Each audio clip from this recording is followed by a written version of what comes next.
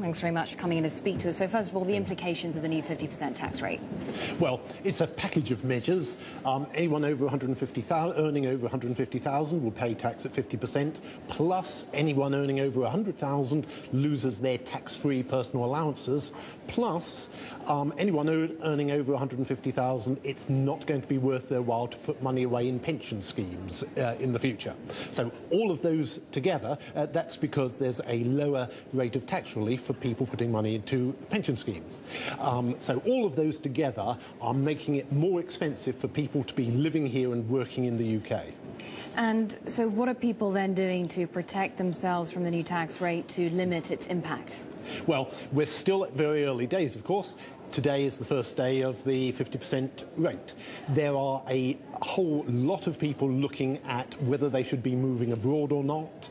And for those people who are coming from abroad to work here, and of course there are a lot of those, particularly based in the City of London, we've already seen that the numbers have gone down considerably. There's a constantly revolving population of people coming and going in the big institutions, the big multinational institutions, and the numbers coming in are reducing quite a lot. This is borne out by the fact that the Treasury's own estimates of the amount of money they'll make from the new 50% rate is going down considerably. So, because I was going to ask you, how much actual revenue will the government gain from this? How effective a tax will this be?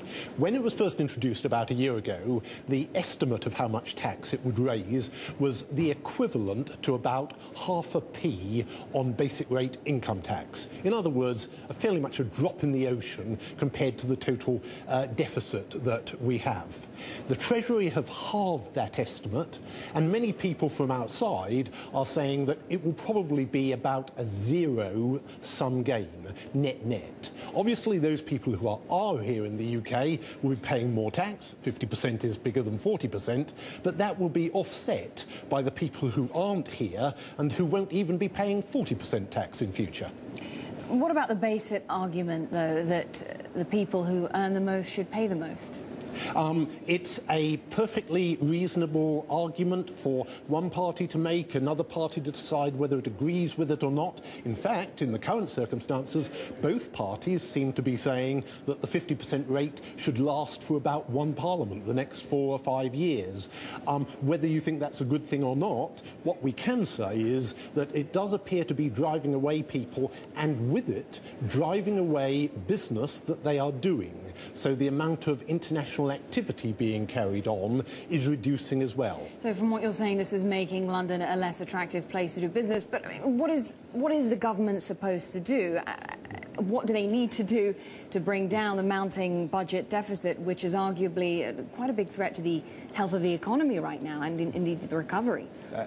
Absolutely, and of course there's the big choice between more taxes and lower public spending. If you are looking at more taxes, as I was saying, even if everybody stayed here, the amount of tax that would be raised from a 50% tax rate is very small compared to what you would get if, just for example, you put up VAT to 20%, as some people have suggested is likely to happen. Well, let me just ask you about that, because we are expecting Prime Minister Gordon Brown to finally call for an election today on May the 6th. Obviously, the economy dominating the political landscape in the UK, this is the key issue in this election, and we've seen an escalating row over the past few days over tax and spending. Labour announced there would be a 1% rise in national insurance next year, which the Tories have described as effectively being a tax on jobs. Is that in fact the case? Well, I think anybody would agree that a rise, particularly in employers' national insurance, must be a tax on jobs. It's a payroll tax. It is for each person to decide whether that is the most useful way of raising money, because we all know... So briefly, so would it be a risk for the economy? Would it be damaging potentially? It must be an inhibition on business taking on new labour. Patrick Stevens, thanks very much.